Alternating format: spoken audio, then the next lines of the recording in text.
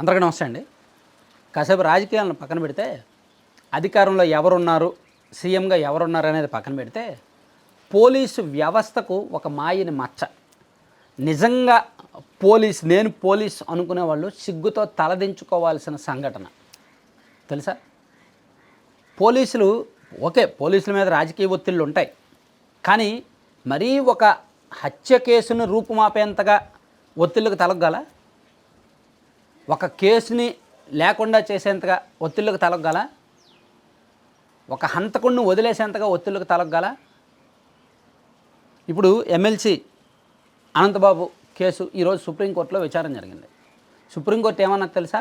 పోలీసులు కుమ్మక్కయ్యారు, ఈ కేసులో పోలీసులు చేతకాంతనం కనిపిస్తోంది, పోలీసులు కుమ్మక్కయ్యారు, మాకు చాలా స్పష్టంగా అర్థమవుతోంది.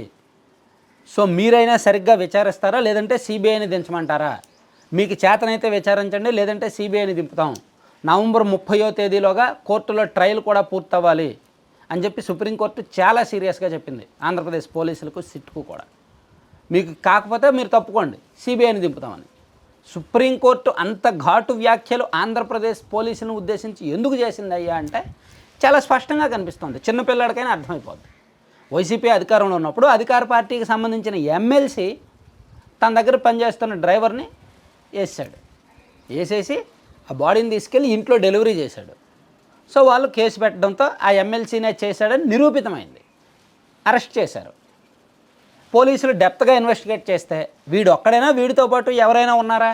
ఖచ్చితంగా ప్రతి కేసులో కూడా, ఈవెన్ ఒక ₹1,00,000 50,000 దొంగతనం చేసిన కేసులో కూడా ఒక దొంగ దొరికితే, ఏరా నువ్వేనా, నీతో పాటు ఎవరైనా ఉన్నారా అని చెప్పి వాడు ఫోన్ కాల్ రికార్డ్స్ చూస్తారు, వాడు ఎక్కడెక్కడికి వెళ్ళాడో లొకేషన్స్ చూస్తారు, అన్నీ చూస్తారు. అటువంటిది ఇంత పెద్ద కేసులో ఒక్కడైనా, వీడితో పాటు ఎవరైనా ఉన్నారా అని పోలీసులు చూస్తారుగా. అలా చూస్తే అతను ఫోన్ కాల్స్ రికార్డ్స్ చూసినా, సీసీటీవీ ఫుటేజీలు చూసినా, ఎలా చూసినా అతని భార్య ప్రమేయం కూడా అప్పుడే బయటకు వచ్చేది. అప్పుడే కేసు సీరియస్నెస్ జనాలకు అర్థమయ్యేది. కానీ పోలీసులు ఏం చేయాలి, వాళ్ళ వైఫ్ని పక్కన పెట్టేశారు, అతను కూడా ఏదో నామకే వస్తే అరెస్ట్ చేశారు. ఆ తర్వాత బెయిల్ వచ్చింది. బెయిల్ వచ్చిన తర్వాత సారీ సార్ మిమ్మల్ని అరెస్ట్ చేయాల్సి వచ్చిందని చెప్పి సెల్యూట్ చేశారు. అతను పుట్టినరోజుకి వెళ్ళి వేడుకలు చేసుకున్నారు. సో 2022 మే 19వ తేదీన అతను పుట్టినరోజు, ఆ రోజు ఈ ఘటన జరిగింది. మళ్ళీ 2023 మే 19వ తేదీన మళ్ళీ అతనికే వెళ్ళి సెల్యూట్ చేశారు ఇదే పోలీసులు. మరి సిగ్గుతో తలదించుకోవాల్సిన ఇన్సిడెంటేగా. సరే, ఇప్పుడు కూటమి ప్రభుత్వం వచ్చాక ఈ కేసును మళ్ళీ రీఓపెన్ చేసి మళ్ళీ ఇన్వెస్టిగేట్ చేయడానికి ఒక సిట్ వేస్తే, సిట్ విచారణలో సంచలనాలు బయటకు వస్తున్నాయి.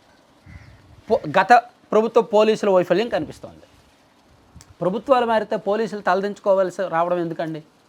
కేసుని మరీ అంతగా నీరుగార్చేయడం ఎందుకండి? రాజకీయ ఒత్తిళ్ళకి తలగితే ఎవరైనా పెట్టి కేసు, చిన్న కేసు వదిలేయండి. కొట్టుకున్నారు, ఏమైనా మావోడేనయ్యా, కొట్టాడయ్యా, వదిలేయండి. లేదా ఇంకేదో కేసు వదిలేయండి.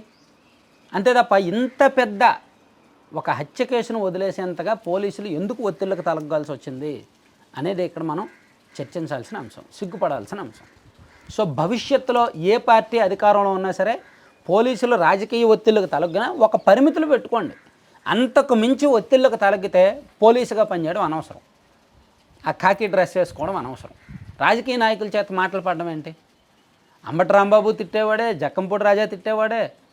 గతంలో తెలుగుదేశం పార్టీ ప్రతిపక్షంలో ఉన్నప్పుడు తెలుగుదేశం పార్టీ ఆ ఎమ్మెల్యేలు వీళ్ళు పోలీసులను సవాల్ చేసేవాళ్ళే. ఓడిపోయిన ప్రతి ఒక్కడు పోలీసుల మీద నోరేసుకొని పడుతున్నాడు. పోలీసులు అంత చులకనగా కనిపించారా? ఎందుకంత చులకనగా కనిపిస్తున్నారు? మీరు మరీ అధికారంలో ఉన్న పార్టీలకి కాళ్ళు ఎత్తుతున్నారు కాబట్టి, మోకరిల్లుతున్నారు కాబట్టి. సో ఆ పరిస్థితి రాకూడదు పోలీసులకి. ఆ పరిస్థితి రాకూడదు అంటే మరీ మోకరిల్లకూడదు. అనుకూలంగా పనిచేయడంలో తప్పు లేదు, కానీ వాళ్ళ ఇంటి పని మనిషిగా పనిచేయడమే తప్పు. కానీ కొంతమంది పోలీసులు అలాగే చేస్తున్నారు. 2019 నుంచి 2024 మధ్య చిత్తూరు జిల్లాలో అయితే సాక్షాత్తు జిల్లా స్థాయి అధికారే ఆ జిల్లా మంత్రి పెద్దిరెడ్డి గారి ఇంట్లో మనిషిగా పనిచేశారనే ఆరోపణలు ఉండేవి తెలుసా? సరే, అవన్నీ ఇప్పుడు పాతవన్నీ ఎందుకులే కానీ. సో చాలా జరిగాయి. సో అటువంటి పరిస్థితి పోలీసులకు రాకూడదని భావిద్దాం. Thank you.